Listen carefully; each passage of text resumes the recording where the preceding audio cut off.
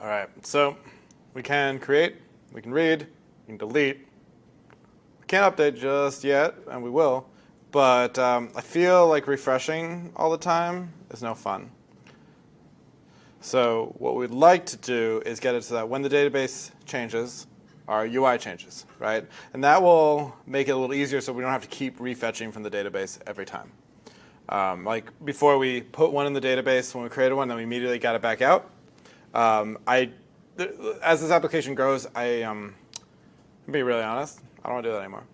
So what we're going to do is say, hey, whenever the database changes, tell me about it, and we'll update the UI to reflect that, which is going to involve a little bit of refactoring our code.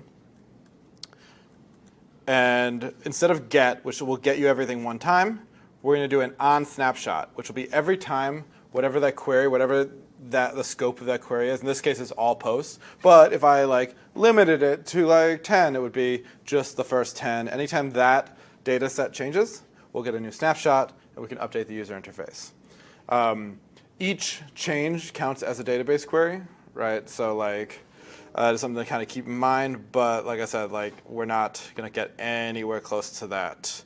I think it takes I don't want to quote numbers, but it's pretty hefty before you actually blow past the free plan. So what we'll do is when the component mounts, we will subscribe to the changes to the post collection. And this is the application component, so it'll theoretically always be there.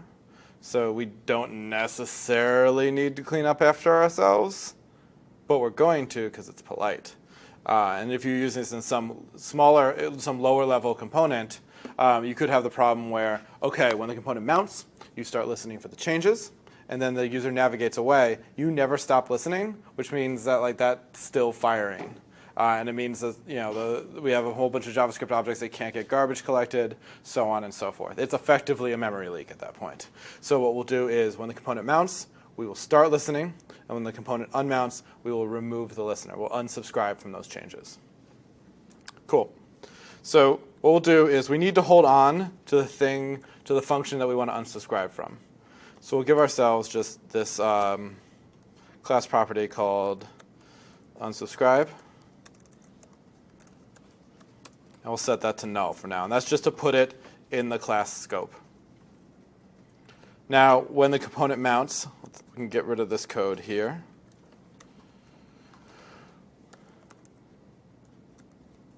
We'll say Firestore .collection posts. This time, instead of get, we're going to say on snapshot. And that's not going to return a promise. It's going to take a callback. Give me a function that you want me to call every time the data changes. So we'll take the snapshot, and we'll do something very similar from what we had before. We'll say const post equals snapshot.docs.map. We have that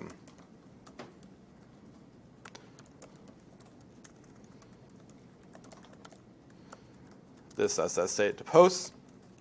Now, this onSnapshot returns a function that you can call to unsubscribe. So that's where we'll say this.unsubscribe equals this subscription. So when the component will unmount, we'll call just this.unsubscribe. And that will unsubscribe our listener so that we are good to go.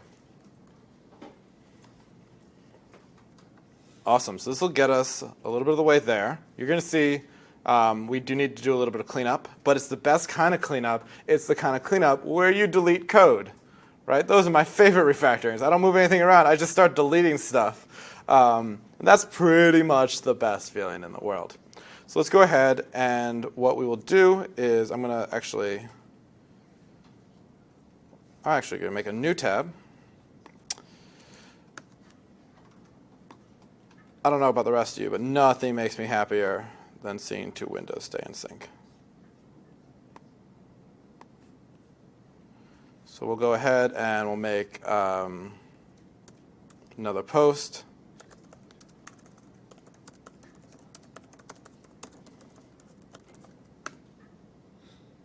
whoa, it happened on both simultaneously, right? Because both of them are subscribed to the database, just to make a point.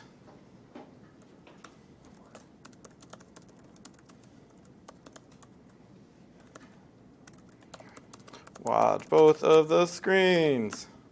Boom, real-time updates being pushed to both of them. We can also go ahead and delete one. You see delete on both of them, so on and so forth, right? As the data changes, these updates are pushed out to every connected user.